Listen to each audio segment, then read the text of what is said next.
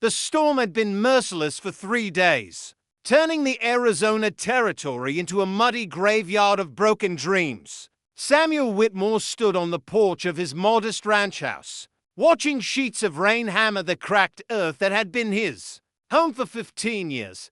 Lightning split the sky like God's own judgment, illuminating the skeletal remains of his drought-ravaged crops. A desperate knock echoed through the thunder. Samuel opened the door to find a young Navajo woman collapsed against the frame, her dark hair plastered to her face, clutching a bundle to her chest.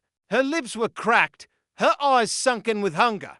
Yet she held herself with a dignity that spoke of noble blood flowing through her veins. "Please," she whispered in broken English, extending a trembling hand. In her palm lay an ornate turquoise pendant carved with symbols older than the white settlements, its silver setting catching the lamplight like captured starfire. "My daughter, she burns with fever. This belonged to my grandmother's grandmother. It's all I have left."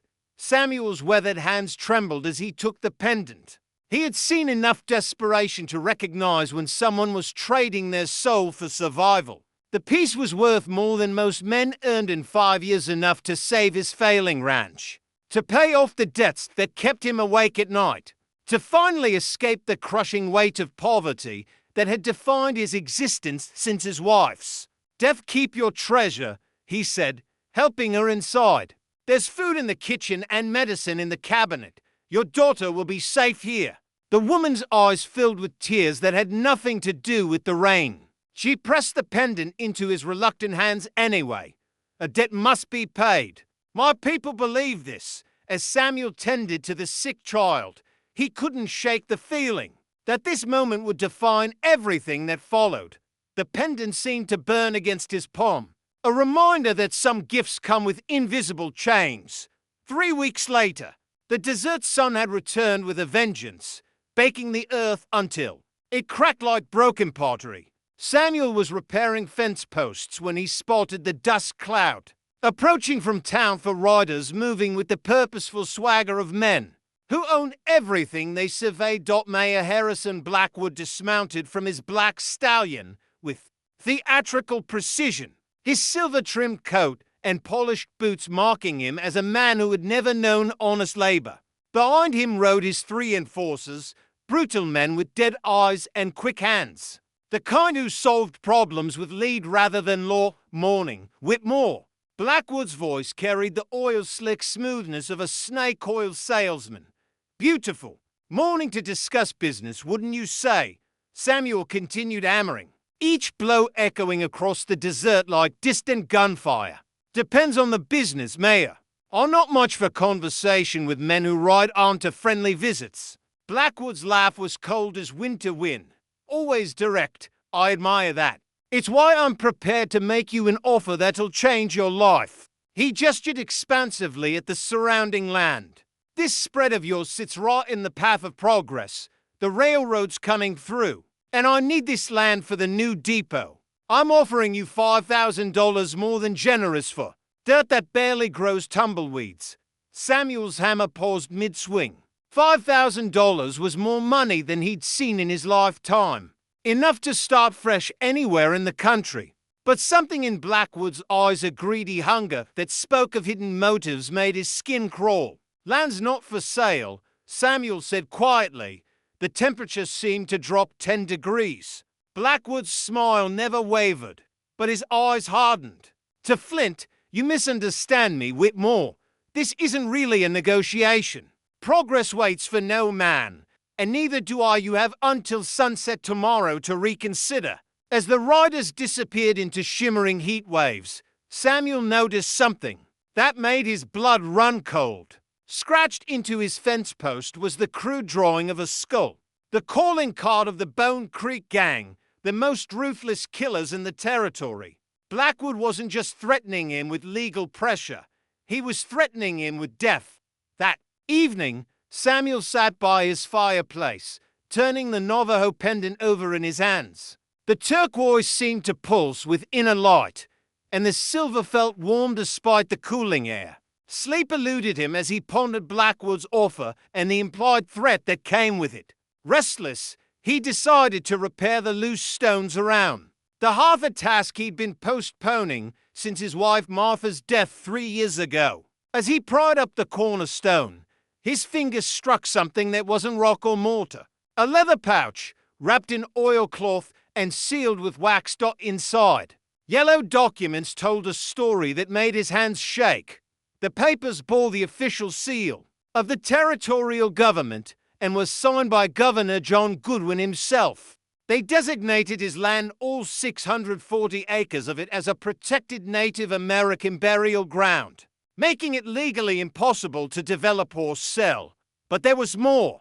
A geological survey from 1863 indicated substantial silver deposits running beneath his property, enough to make a man wealthy beyond imagining. The deposits extended far beyond his boundaries, running directly under the town of Cedar Falls, including the land where Mayor Blackwood had built his mansion.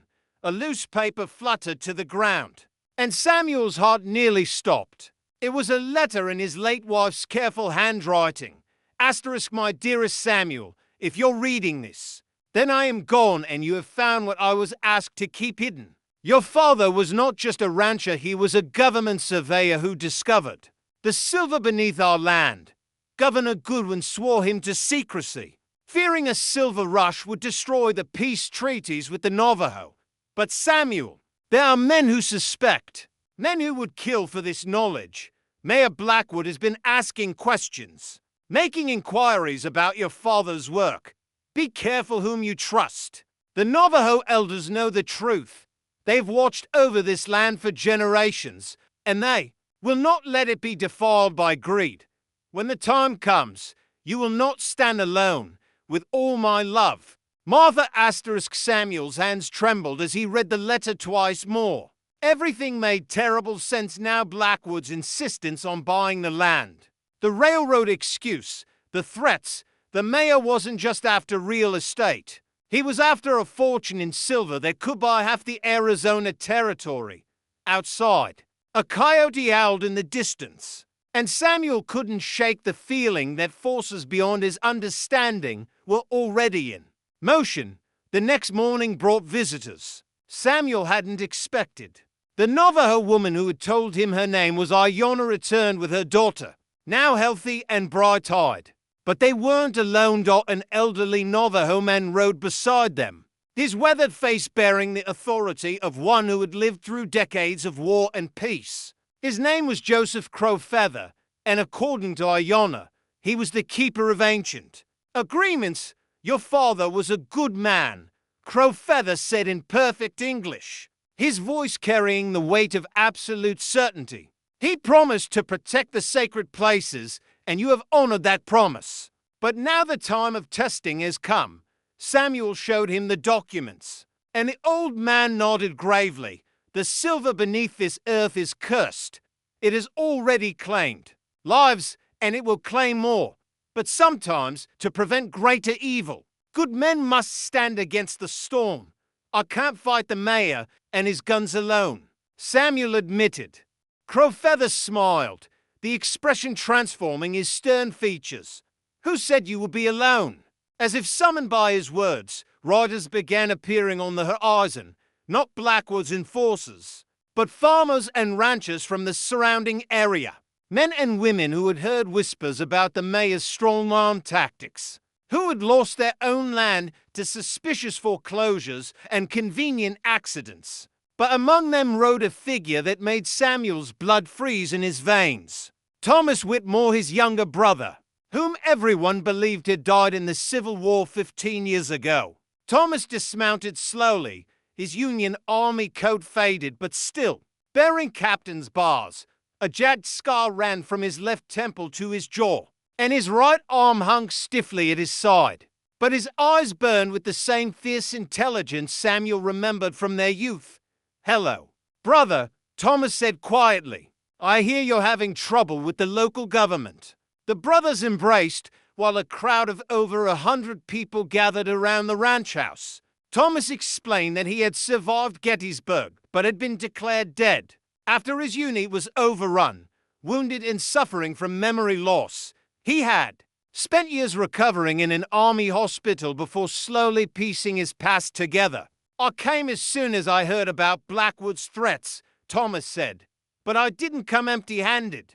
From his saddlebags, he produced official documents bearing federal seals, orders from the War Department, designating him as a federal marshal investigating corruption in territorial governments. His target, Mayor Harrison Blackwood, suspected of stealing Native American land and intimidating legitimate property owners. The federal government takes a dim view of men who profit from treaties signed in blood. Thomas said grimly, "Blackwood's been using his position to grab silver-rich land, selling false surveys to Eastern investors. He's stolen over 10,000 acres in the past 5 years." Samuel felt the weight of destiny settling on his shoulders. This wasn't just about his land anymore, it was about justice. For every family Blackwood had destroyed, every dream he had shattered in his quest for silver and power. As sunset approached, the crowd around Samuel's ranch had swelled to over 300 people. They came from every corner of the territory. Mexican vaqueros whose families had lost ancestral lands, Irish immigrants cheated out of mining claims, German farmers whose children had gone hungry because of Blackwood's inflated grain prices. But most numerous were the Native Americans, Navajo, Apache, and Hopi, who had ridden from distant reservations after hearing about the stand at Cedar Falls. They understood that this fight was about more than one man's land. It was about whether justice still existed in a world increasingly ruled by greed and corruption. Samuel stood on his porch, looking out at the sea of faces illuminated by torchlight. The weight of leadership felt heavier than any burden he had ever carried. "Friends," he called out, his voice carrying across the desert air, "I won't lie to you. When Mayor Blackwood comes, he won't come alone. He'll bring guns, and he'll bring men willing to use them. I won't ask any of you to die for my land." An old Mexican rancher stepped forward, his voice strong despite his age. "This stopped being just about your land the day that bastard foreclosed on my son's farm. We all have debts to settle with Blackwood." A chorus of agreement rose from the crowd. These weren't just neighbors anymore, they were an army united by shared injustice, ready to make their stand against a system that had crushed them for too long. Joseph Crowfeather raised his hand for silence. "In the old days, when enemies threatened the people, we would form the sacred circle, a ring of protection that could not be broken. Tonight, we form that circle around this land, around this house, around this man who honors his father's promise." As if choreographed by some ancient ritual, the crowd began moving. They formed concentric circles around the ranch house, each person linking arms with their neighbors. Mexican Catholics stood beside Baptist farmers, Navajo warriors beside Irish immigrants, all differences forgotten in the face of their common enemy. Samuel felt tears burning his eyes as he watched the human wall take shape. These people were risking everything, their lives, their families, their futures, for a principle that seemed almost forgotten in the modern world. That some things were more valuable than money. Mayor Blackwood arrived at midnight with an army of his own.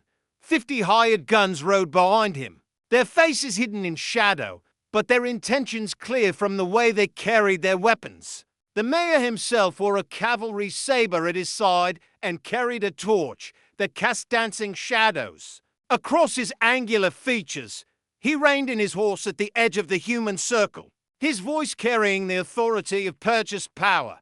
"This is your last chance. Whitmore, I'm offering $7,000 now, more money than any of you will see in 10 lifetimes." "The land's not for sale," Samuel replied, his voice steady despite the army of killers facing him down. Blackwood's mask of civility finally slipped away. "You stubborn fool. Do you think this rabble can protect you from justice? I am the law in this territory. I have federal backing and territorial authority." Thomas stepped into the torchlight, his federal marshal's badge catching the flame. "The only federal authority here is mine, Blackwood, and I'm placing you under arrest for fraud." extortion, and theft of public lands, the mayor's face went white. As Grave Clay, "You're supposed to be dead," he whispered. "Death's been greatly exaggerated." Thomas replied grimly, "But your career in politics is about to meet a very permanent end." Blackwood's shock lasted only moments before rage replaced it. "Kill them," he screamed. "Kill them all. The silver beneath this land is mine." But his hired guns hesitated. Facing down one man was easy money. Slaughtering 500 unarmed civilians, including women and children, was the kind of massacre that brought federal troops and neck-stretching justice. Several of the gunmen holstered their weapons and rode away into the darkness.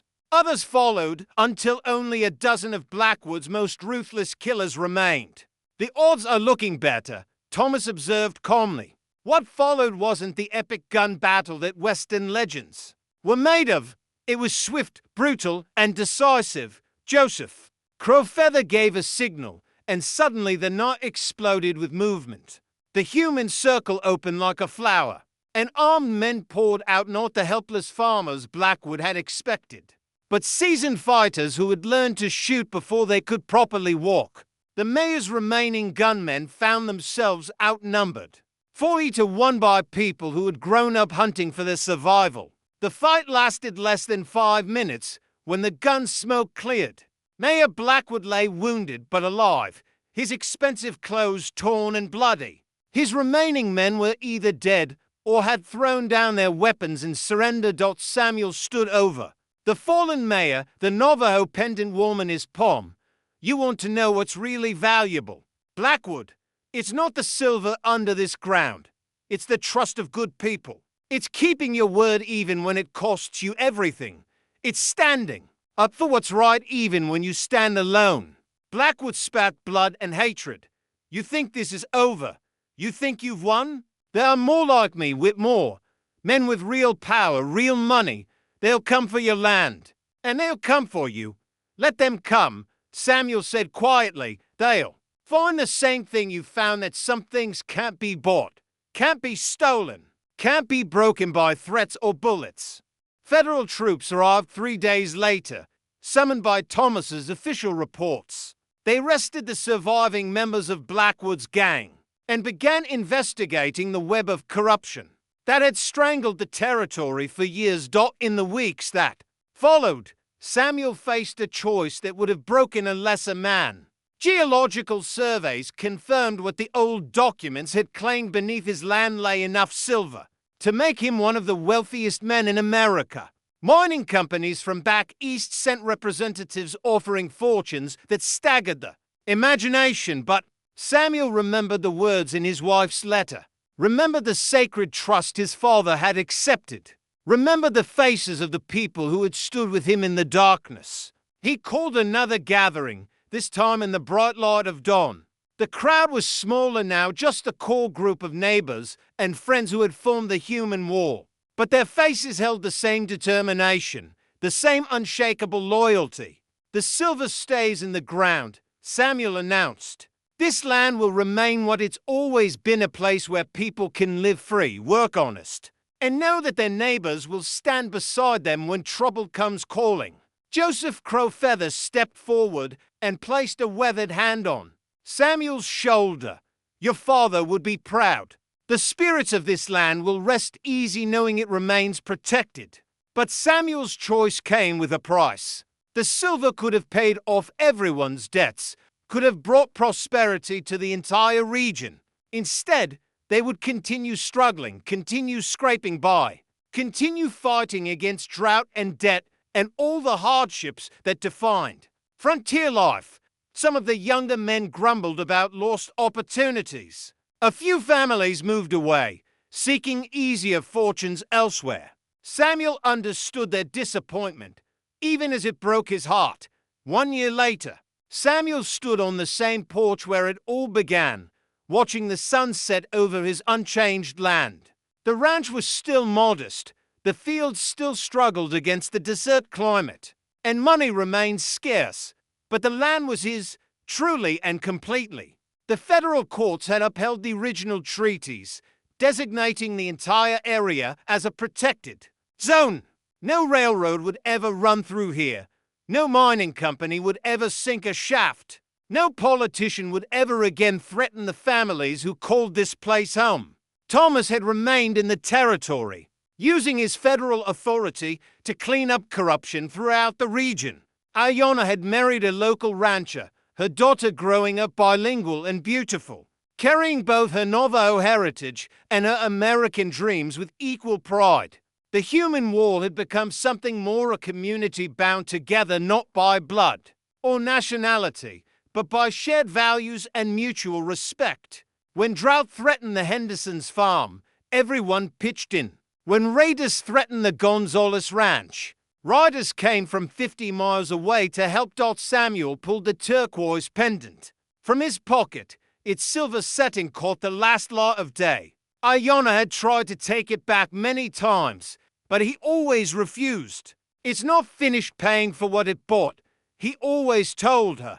Now, as purple shadows crept across the desert, he finally understood what that payment was, not just his own salvation, but the salvation of an entire community, not just the protection of sacred ground, but the preservation of sacred principles. A rider approached through the twilight. A young man, Samuel, didn't recognize, dusty from hard travel and exhaustion written in every line of his body. Mr. Whitmore, the stranger called out, "My name's Billy Carson. I heard tell you help folks who got nowhere else to turn. See, there's this banker in Tucson who's trying to steal my family's land." And Samuel held up his hand, cutting off the familiar story. He had heard variations of it dozens of times over the past year. Word had spread throughout the territory about the man who had stood against Mayor Blackwood, about the community that protected its own. "Come inside, son," Samuel said warily. "There's food on the stove and coffee in the pot. We'll figure out how to help you in the morning." As they walked toward the house, Samuel felt the weight of the pendant in his pocket, felt the invisible chains of responsibility settling around his shoulders once again. He had chosen this life, chosen principle over profit, community over comfort, justice over wealth. It was the hardest choice he had ever made, and he would make it again without hesitation. Years passed like desert wind, carrying away the details but leaving the essence of things unchanged. Samuel Whitmore aged into a legend, the man who refused to sell his soul for silver, who stood against corruption when standing seemed impossible. Visitors came from across the territory and beyond, drawn by stories of the human wall, of the night 500 people chose principle over personal safety. Some came seeking help with their own troubles. Others came simply to see the place where ordinary people had done something extraordinary. On his deathbed, surrounded by the community he had helped forge, Samuel called for the turquoise pendant one last time. His weathered hands could barely hold its familiar weight, but his eyes remained clear. "Iona," he whispered to the middle-aged woman who had become like a daughter to him. "Take this back to your people.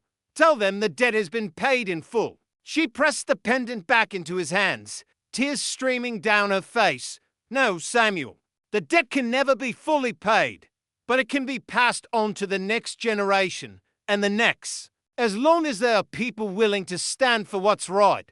Samuel smiled, his last expression one of perfect peace. Through the window, the setting sun painted the desert in shades of gold and crimson, the same colors that had witnessed his first stand against injustice so many years ago.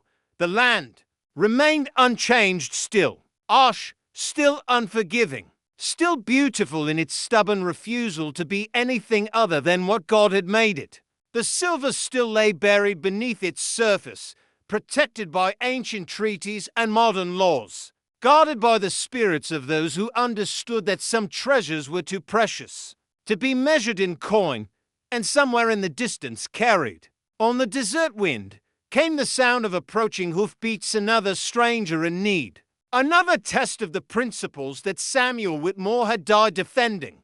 The human wall was gone, but the community it had protected lived on. ready to form again whenever justice called for ordinary people to do extraordinary things. If you found yourself moved by Samuel's choice, you're not alone. Throughout history, people have faced that same impossible decision, choosing between personal gain and protecting what they love. Have you ever had to choose between love and money? Between doing what's profitable and doing what's right? Your story could inspire our next video. This community values courage, justice, and the right of every person to defend what is theirs even when the price is higher than they can afford to pay. We believe that some things are more valuable than silver, more precious than gold, more important than any fortune. Subscribe to see more stories of ordinary people who refuse to let greed and corruption win. Hit that like button if you believe that sometimes the most important battles are fought not with guns, but with the simple courage to stand up and say no to those who will buy our souls. And remember, you are never as alone as you think. When the time comes to make your stand, you might be surprised by how many people are willing to stand beside you. The desert remembers, the community endures, and somewhere, in the fading light of another western sunset, justice still rides.